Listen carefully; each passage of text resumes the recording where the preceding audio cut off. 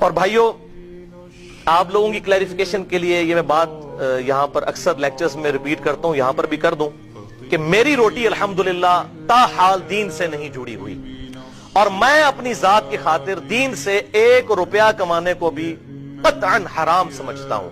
کسی اور پہ فتویٰ نہیں ہے، اپنی ذات کی خاطر۔ اور یہی وجہ ہے کہ میں نے فرقہ واریت کو 3 طلاقیں دے کر اور 4 تکبیریں پڑھ کر ہمیشہ کے لیے دفنا دیا ہے، کیونکہ جس کی روٹی دین کے ساتھ جڑ جائے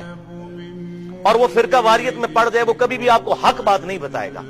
اس کو فوراً نظر آئے گا اگر میں نے کوئی ایسی بات کی جو کسی سنی کو بری لگی تو مسجد کمیٹی مجھے فارغ کر دے گی،